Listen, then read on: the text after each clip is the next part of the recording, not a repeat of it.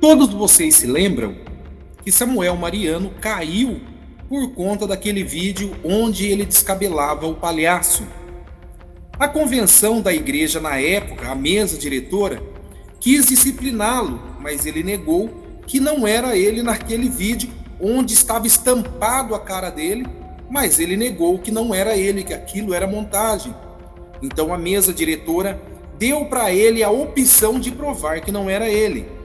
Na época ele alegou que para chamar um perito custaria 30 mil reais e ele, com toda a fama, com tantos discos que vendeu, não teria os 30 mil para pagar o perito. Então a mesa diretora decidiu tirá-lo fora da igreja. Aliás, ele mesmo caiu fora da igreja não aceitando a disciplina. Então ele entrou para o rol dos desigrejados.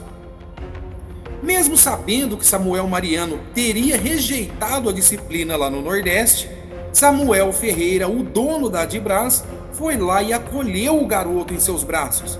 Mas por que ele fez isso? Por causa da influência que ele tinha no Nordeste. Por causa da fama que Samuel Mariano tinha no Nordeste, então ele acolheu Mariano com duas funções. A primeira, como vocês perceberam, foi justamente trazê-lo para formar ele como pastor, como missionário, para assumir o campo lá na Paraíba. O outro ponto era que Samuel Ferreira queria que ele ganhasse como deputado federal para ter um braço lá no Nordeste. Então isso foi descartado porque Samuel Mariano acabou perdendo a eleição a deputado federal.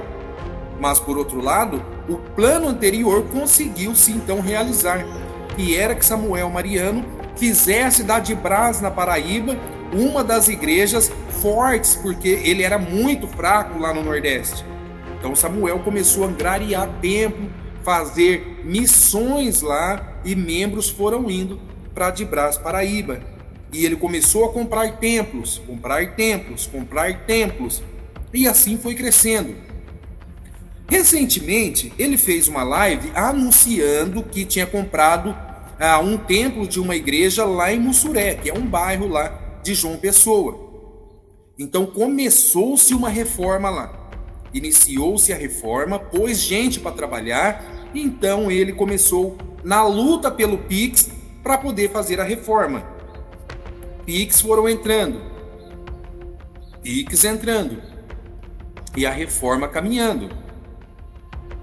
Então ele pediu aí os forros, gente, para fazer a forragem do teto da igreja, que se eu não estiver enganado, é uma placa de gesso, aonde se faz sanca, e foi isso que ele fez, forrou todo o teto da igreja, fez sanca, ficou muito bonito a princípio, mas tudo isso foi realizado com os Pix que ele pedia ali na sua conta do Instagram.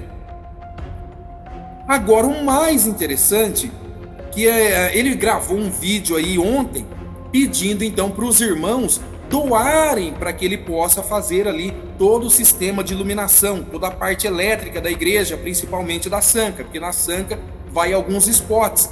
Segundo ele, fica 3 mil reais essa iluminação. Então ele gravou o vídeo pedindo socorro, implorando para os irmãos mandarem 3 mil reais. Agora, será que a Adibras não tem 3 mil reais? Com os dízimos e as ofertas que são recolhidas ali todos os dias de cultos da igreja e mensalmente os dízimos, não tinha os 3 mil reais?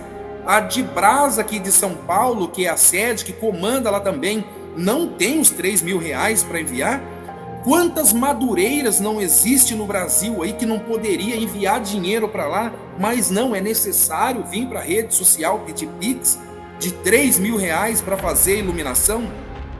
Isso nos dá a entender que tudo que está sendo construído no Nordeste é pelo Pix dos irmãos, porque os dízimos e as ofertas são segregadas para cá, não se sabe para que fim, mas lá na Paraíba, para se comprar templo e fazer a reforma dele, é os Pix dos irmãos que está acontecendo. Olha o vídeo implorativo que ele gravou na sua rede social. Pessoal, é o seguinte, se tu é crente, ama a obra de Deus, não sai desse vídeo, porque agora é um grito de socorro. Estamos aí em Mussuré, estamos caminhando com a reforma aqui, Você deve ter acompanhado porque a gente colocou no YouTube em todo canto. Chegou a hora da parte de acabamento. Você está vendo que aqui agora vai começar a pintura, portas de vidro. Nós precisamos de porcelanato para a igreja das crianças. Sabe aquela parte fina de acabamento? A parte estrutural praticamente já foi. Agora é aquela parte mais fina. Pintura, nós precisamos de porcelanatos para a igreja das crianças, iluminação. Só o orçamento de fiação, um novo poste para que essa coisa toda passou de R$3.000. Então eu preciso agora que você que está vendo esse vídeo colabore conosco com qualquer valor, qualquer valor. Se tu é crente, ama a obra de Deus, ama a obra missionária, Deus vai tocar em você agora, para que você vá lá no seu Pix, está aqui aparecendo, ó, adebrasparaíbapix@gmail.com. É o Pix da igreja, é o Pix dessa obra. Você pode contribuir com o que Deus te ordenar. Faz isso agora. Nós dependemos agora da ajuda de Deus e sua. Um abraço, vamos para frente. Eu vou prestando contas aqui de tudo que está acontecendo. Valeu, gente. Agora, não pense vocês que esse é outro Samuel Mariano e não aquele de 2018. Não, esse Samuel Mariano é aquele de 2018. É aquele do mesmo caso de Mona Lisa Feitosa, onde ela vazou as conversas dele. Vocês se lembram de todas as conversas? É que ela acabou vazando os áudios. Inclusive, depois saiu uma conversa aí na internet que ele mandou seguranças dele na casa de Mona Lisa, lá do evangelista Paulo Feitosa, para poder ameaçar eles, justamente porque ele ou ela iria processá-lo. Aí ele gravou o videozinho junto com a família, desmentindo e papapá, aquela velha história. Então esse não é o Samuel Mariano diferente de 2018, é o mesmo Samuel Mariano, só que agora com uma nova roupagem, a roupagem da Adbras, do colinho do papai de Samuel Ferreira. O mais interessante nessa história não é o crescimento vertiginoso da Assembleia de Deus Madureira lá no Nordeste, especificamente João Pessoa, Paraíba. Não é nada disso. O crescimento, gente, ele é fruto de um trabalho, mas de um trabalho próprio que vai lá, embute-se recursos próprios e faz com que o negócio ande, vá crescendo gradativamente. A pergunta é: será que cada fiel que fez a doação para a compra desse terreno, seja em dízimos e ofertas, ou seja no Pix, será que eles terão ali uma certa porcentagem do patrimônio todo da Adbras lá na Paraíba e terão também uma certa porcentagem na recolha das ofertas semanais e dos dízimos mensais? Eles terão. Esse templo que ele está reformando em Mussuré era de uma igreja. E essa igreja vendeu então para a Adbras. Será que os irmãos dessa antiga igreja receberam alguma parte por aquele templo que foi vendido? Digamos que amanhã o presidente Samuel Ferreira fala: olha, agora eu cansei, eu não quero mais dinheiro, já tenho avião, já tenho isso, já tenho aquilo, eu já estou rico, não quero mais saber de comandar a igreja, vou vender todas.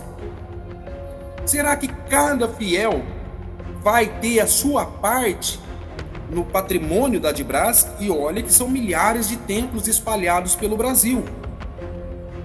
O que seria feito com esse dinheiro caso Samuel Ferreira decidisse vender as igrejas?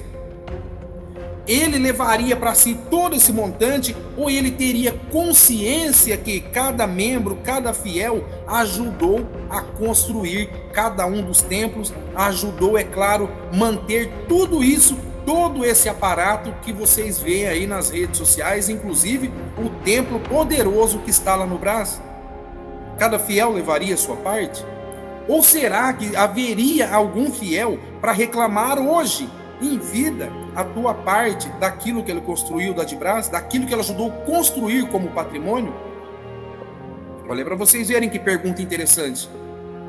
E eu tenho absoluta certeza que não teria um capaz de chegar e falar: ó, Samuel Ferreira, eu estou aqui na sua igreja faz tantos anos, eu ganho X, aqui eu dou para você todo mês X, que é 10% do meu salário, eu já vou mudar de denominação, eu queria o que me cabe.